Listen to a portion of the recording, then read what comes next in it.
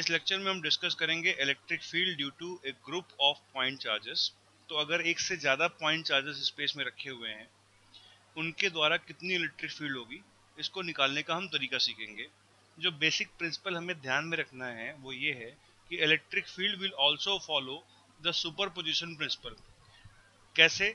Late us से charges Q1, Q2, Q3 space में रखे हुए हैं और हमें किसी पॉइंट P पर इलेक्ट्रिक फील्ड निकालनी है। जो बेसिक तरीका था किसी पॉइंट पे इलेक्ट्रिक फील्ड निकालने का वो ये कि हम इस पॉइंट पे चार्ज Q0 रख दें और इस चार्ज Q0 के ऊपर लगने वाला नेट फोर्स निकाल दें और that force divided by Q0 इस पॉइंट पे इलेक्ट्रिक फील्ड होगी। तो इस चार्ज Q0 के ऊपर चार्ज Q1 फोर्स लगा रहा होगा, लेट अस से F1 इस डायरेक्शन में।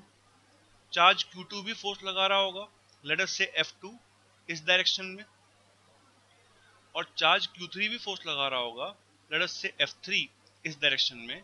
thus इस चार्ज Q0 के ऊपर लगने वाला नेट फोर्स इन तीनों फोर्सेस का वेक्टर सम होगा and therefore the net force will become equal to F1 vector plus F2 vector plus F3 vector. अब ये नेट फोर्स चार्ज Q0 के ऊपर लग रहा है एंड देयरफॉर इस पॉइंट पे इलेक्ट्रिक फील्ड हम डिफाइन करेंगे E vector is equal to F vector divide by Q0। अब क्योंकि F vector F1 vector plus F2 vector plus F3 vector के बराबर है and therefore we can say that E vector will become equal to F1 by Q0 plus F2 by Q0 plus F3 by Q0। F1 by Q0 क्या है? F1 force है जो कि charge Q1 लगा रहा था and therefore F1 by Q0 सिर्फ Q1 द्वारा क्रिएटेड इलेक्ट्रिक फील्ड है, so this will be equal to E1। उसी टाइप से F2 वो फोर्स है जो कि चार्ज Q2 लगा रहा था, तो F2 by Q0 Q2 द्वारा क्रिएटेड इलेक्ट्रिक फील्ड होगी। Similarly F3 by Q0 Q3 द्वारा क्रिएटेड इलेक्ट्रिक फील्ड होगी and therefore the net electric field will become equal to E1 vector plus E2 vector plus E3 vector. मतलब हमें क्या करना है, हमें सेपरेटली इंडिपेंडेंटली चार्ज Q1 की वजह से इलेक्ट्रिक फील्ड निकालनी है E1, Q2 की वजह से इलेक्ट्रिक फील्ड निकालनी है E2 और Q3 की वजह से इलेक्ट्रिक फील्ड निकालनी है E3 और इन तीनों का वेक्टर सम कर देना है। दस हमें क्या करना है, हमें find electric field due to each point charges separately and do vector sum of all electric fields. या जो बेसिक कंसेप्ट हमें ड्यान में रखना होगा वो ये कि electric field will also follow superposition principle. Next है, अगर हमें electric field due to continuous charge distribution निकालना हो। कंटिन्यूअस चार्ज डिस्ट्रीब्यूशन होने का मतलब कि कोई पॉइंट चार्ज नहीं है बल्कि चार्ज कंटिन्यूअसली स्पेस में डिस्ट्रीब्यूटेड है। तो लेट अस से ये चार्ज असेंबली है, इस रीजन में कोई चार्ज होगा। अब इस चार्ज असेंबली की वजह से मुझे अगर किसी पॉइंट P पे निकालनी है इलेक्ट्रिक फील्ड, यहाँ पे I cannot take the whole charge to be concentrated at some point। इस चार्ज असेंबली को we cannot reduce it to a point charge। यहाँ पे the only ways कि हम इस चार्ज असेंबली को इनफाइनाइटली स्मॉल चार्जेस में ब्रेक कर लें।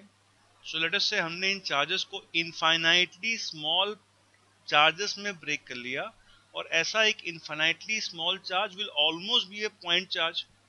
लेट अस से ये चार्ज dq के बराबर है। अब इस dq की वजह से इस पॉइंट P पे हम इलेक्ट्रिक फील्ड निकालेंगे। इनफाइनाइटली स्मॉल चार्ज की वजह से इनफाइनाइटली स्मॉल इलेक्ट्रिक फील्ड होगी, लेट अस से dE।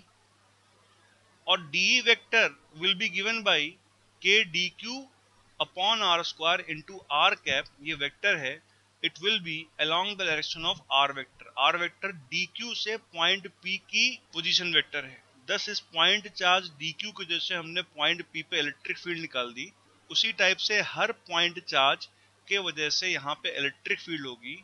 हम सेपरेटली हर पॉइंट चार्जेस या हर इनफाइनाइटली स्मॉल चार्जेस की वजह से इस पॉइंट P पे इलेक्ट्रिक फील्ड निकालेंगे और फिर इन सारी इलेक्ट्रिक फील्ड को जोड़ देंगे बाय प्रिंसिपल ऑफ सुपरपोजिशन।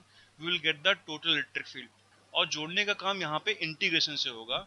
अब यहाँ पे एक चीज ध्यान रखनी है वो ये कि dq चार्ज क्या होगा, इनफाइनाइटली स्मॉल चार्ज कैसा होगा, ये इसके ऊपर डिपेंड करेगा कि चार्ज डिस्ट्रीब्यूशन क्या है। अगर चार्ज डिस्ट्रीब्यूशन लीनियर है तो इनफाइनाइटली स्मॉल चार्ज भी छोटी सी लेंथ में होगा। अगर चार्ज डिस्ट्रीब्यूशन एरिया में है तो इनफाइनाइटली स्मॉल चार्ज छोटे से एरिया में होगा, और अगर चार्ज डिस्ट्रीब्यूशन वॉल्यूम में है तो infinitely small charge infinitely small volume में होगा।